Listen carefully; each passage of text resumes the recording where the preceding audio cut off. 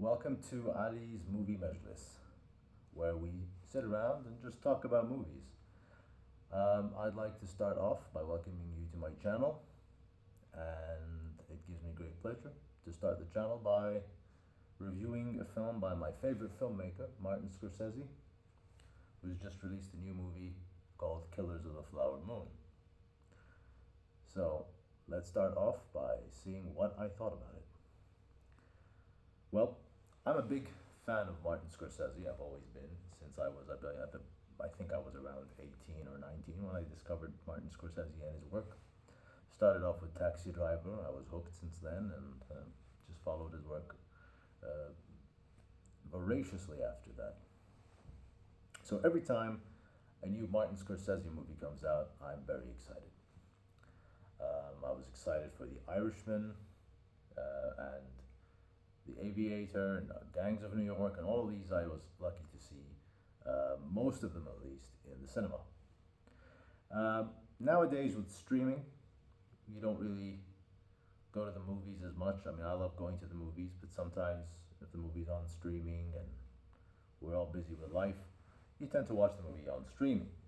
It was the same case with my intention for Killers of the Flower Moon. I wanted to watch it at home on Apple TV because I thought, well, why should I wait a week or whatever, and just so I can go out to the movies and the time be right for me to go to the movies? I'll just wait for it to be there on Apple TV. But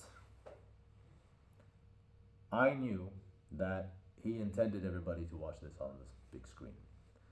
And on that basis, I decided not to wait for its release on Apple TV, and I went directly to the movies to watch it. And I'm very, very glad I did. One of the things I love about Martin Scorsese is that he is a very versatile filmmaker. You never know what he's going to give you, but you can definitely be rest assured that whatever it is he's going to give you is going to be artistic, it's going to be classy, it's going to be different, it's going to be dark. His themes about broken people are almost always there. And I believe in this one, he definitely excelled. I think his intention with this movie may have been to do a David Lean like epic. And I mean, the cinematography is just amazing in this film, and the way it's shot.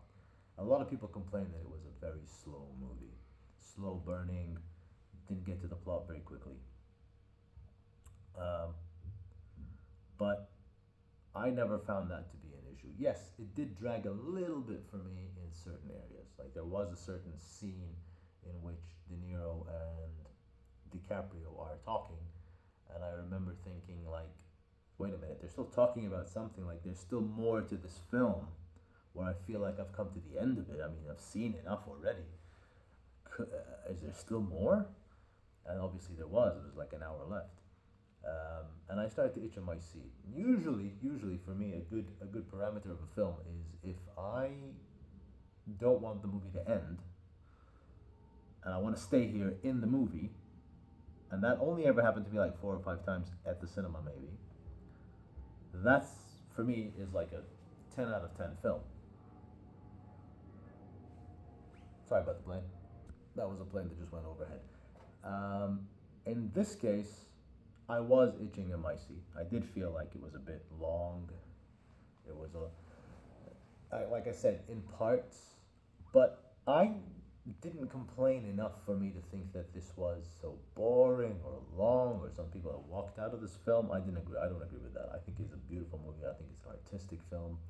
I think Martin Scorsese definitely put his all into this. It's amazing how many movies this man has done and how good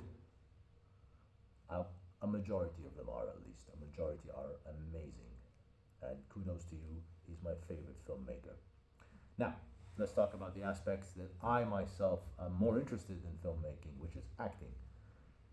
De Niro, Robert De Niro, legendary actor. Leonardo DiCaprio definitely came out as an unexpected tour de force, I would say, 20 years ago when he shed his heartthrob image and he went into the direction, a more riskier direction of actual acting, and he worked for Martin Scorsese and Steven Spielberg and the like. Okay, how was the acting? I felt like the acting was definitely top notch.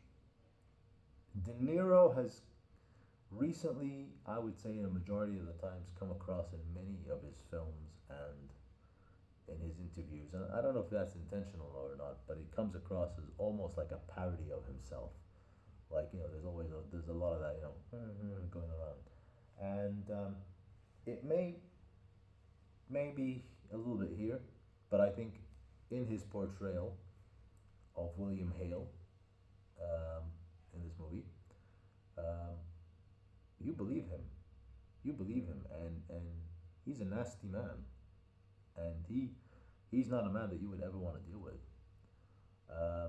So that's, I think it's definitely Oscar worthy, at least nomination wise. DiCaprio. DiCaprio is very captivating in his role. In sort of doing the whole, he does this grimace with his mouth, the whole time, and his whole face changes and his whole personality is different. I would say it's a very strong performance from Leonardo DiCaprio. Definitely going to be there at the Oscars. Definitely going to, I assume, going to get nominated for Best Actor or Best Supporting Actor. The show stealer, though, Lily Gladstone. The reason I'm talking this way about all of this is Lily Gladstone's performance is so subdued, so naturalistic, so real. I felt like I was sitting right next to her. You know, I felt like I knew her, like I'd met her before, or I'd met somebody like her before. It was so subtle. She didn't need to say much for you to understand her character, for you to understand what she's thinking at a particular time. And that is played in contrast to very sort of, like I said, DiCaprio's doing the whole thing. And I don't know if that gelled for me necessarily because it felt like one was being naturalistic and the other one was doing a performance. Not that his performance was bad, his performance was great, like I said. But did it work against Lily Gladstone's very realistic performance? I, to me, it felt like DiCaprio was trying too hard to play a character, while Gladstone was just Gladstone. You know, I could be wrong, but that's just the way I found it. Final words about the film, which I mean, the music, of course. I want to touch on the music a little bit. Was not very prominent, but there was a part of it that was very sort of like this bass kept playing on in some scene, and it goes on for minutes, and I thought that was really sort of mesmerizing. It really puts you in.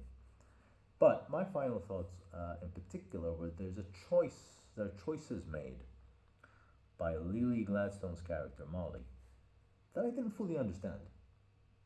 It's based off a true story. I never read the story. I never read the book. I don't know what really happened. I'm just reviewing the film. And I feel like I don't really understand why would the character do that? Why would the character tolerate a certain thing? Or if I was in the character's shoes, the obvious way of dealing with a particular situation, and this is a very drastic situation, would be to do one, two, three, which he doesn't do. I never understood that. And I think the movie tries to kind of tell you in the end. I think it does. But I didn't fully get that message. I didn't fully get that message. And if it indeed it is the message that I thought it was at the end of the film, it kind of messes with my interpretation of the character of Molly. It sounds like something that Scorsese would have in his film. But I don't know if that was, if it was intentional, if it actually worked for me without putting any spoilers. But again, it's probably based on a true story, and probably the character really was like that, so I don't know. Nevertheless, the movie itself, what do I rank it?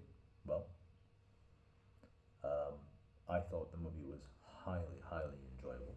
I thoroughly enjoyed it, and except for the parts that I mentioned here in the review, I would think the movie is absolutely exceptional and definitely worthy of a Best Picture nomination, at least, if not an Oscar. I rate the movie 9 out of 10.